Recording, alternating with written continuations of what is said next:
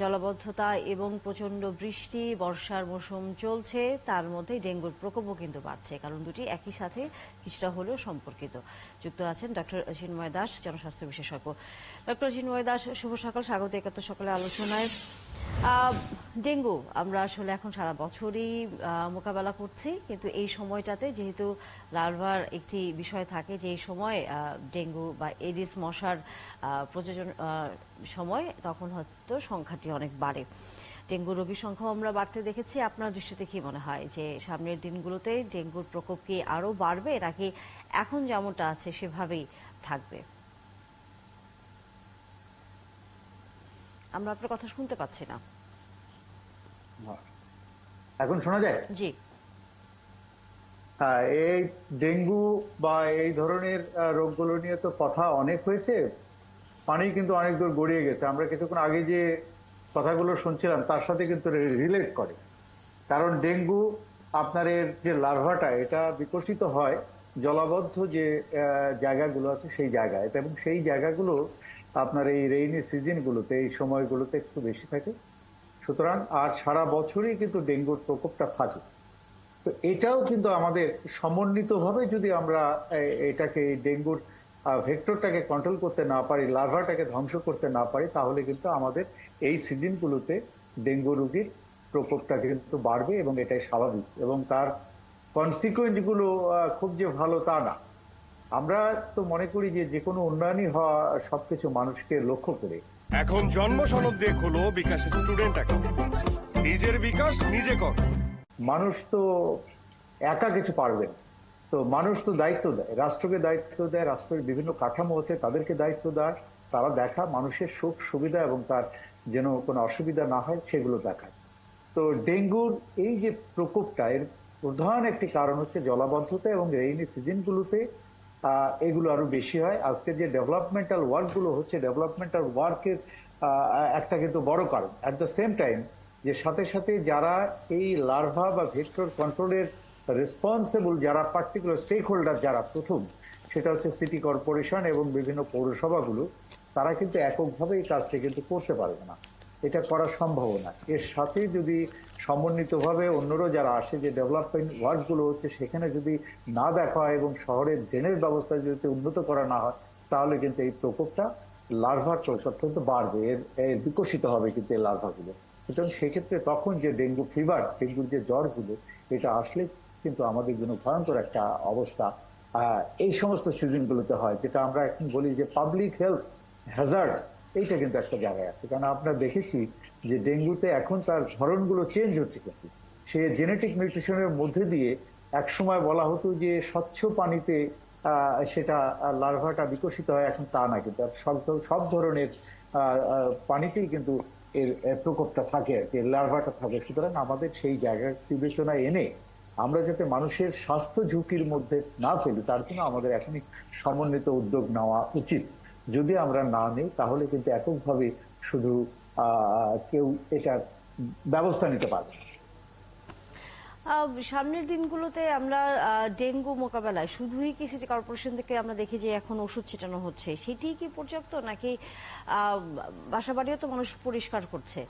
কিন্তু এখানে যে কথাটি বারবারই সামনে আসে যে এলাকা ভিত্তিক এই ধরনের কাজ আসলে দেখা যায় বা অভিযানগুলো দেখা যায়, অন্য এলাকার দিকে খুব একটা নজর নেই সিটি কর্পোরেশনগুলোতে, অর্থাৎ যেগুলো একটু নিম্নাঞ্চল রয়েছে, যেখানে পানি জমে থাকার সংখ্যাটি সবচেয়ে বেশি, সেই জায়গাতে সেভাবে সিটি কর্পোরেশনের উদ্যোগটি অনেক কম দেখে সাধারণ মানুষ। এই ধরনের যদি ব্যবস্থাপনা হয়, তাহলে কি আসলে ডেঙ্গু পুরোপুরি নিয়ন্ত্রণ বা রোগীর সংখ্যা কমানোর কি সুযোগ আছে কিনা? না, সুযোগ নেই। আমি আগেই বলেছি যে এটা শুধুমাত্র সিটি কর্পোরেশন এককভাবে কিন্তু পারবে না। এই সমস্যাতে কিন্তু সামগ্রিকভাবে সবাইকে যদি আমরা একসাথে নিয়ে কাজ করি, সেটা করতে গেলে আমরা এর আগেও বলেছি যে এটা ভূমিকা রাখতে পারে কিন্তু রাজনৈতিক নেতৃবৃন্দ এবং জনপ্রতিনিধিরা, তাদের এই বিষয়টি নিয়ে তো আসলে দেখুন প্রকোপটি বাড়লো, এমনকি শুধু ডেঙ্গু না, আমরা যখন করোনার সময়ও দেখেছি, করোনা তো আমাদেরকে অনেক ভুগিয়েছে এবং 2 বছরের মতো আসলে এর মধ্যে আমাদের থাকতে হয়েছে। তখন কিন্তু এই প্রসঙ্গটি বারবার এসেছে, শুধু সিটি কর্পোরেশন, শুধু সরকার না, স্থানীয় জনপ্রতিনিধি, কাউন্সিলর থেকে শুরু করে সবাইকে এই ক্ষেত্রে এগিয়ে আসতে হবে, সাধারণ মানুষকে সহযোগিতা করতে হবে, বা যা যা প্রয়োজনের দরকার তা করবার। কিন্তু কেন যেন এই জায়গায় তাদেরকে কখনোই আনা যায় না, কোনো জনপ্রতিনিধিকে আমরা আসলে দেখি না যে তারা এ ধরনের সামাজিক কর্মকাণ্ডের সাথে যুক্ত হচ্ছেন। আপনার কাছে কি মনে হয় যে এখানে তাদের অনীহার জায়গাটি কোথায়? অনিয়ার জায়গাটা হচ্ছে যে তারা ইন সাম কন্ট্রেস্ট তারা দেখবেন যে জনগণ থেকে এক ধরনের বিচ্ছিন্নতা তাদের মধ্যে কাজ করে, এবং যেটা কিন্তু মারাত্মক।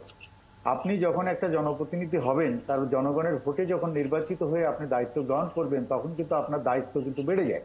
তো এখন কিন্তু এক ধরনের বিচ্ছিন্নতা আমরা দেখি যে ইলেকশনের পরেই দেখা যাচ্ছে জনপ্রতিনিধিরা আর মানুষের সাথে সম্পৃক্ত ওইভাবে থাকতে চান না।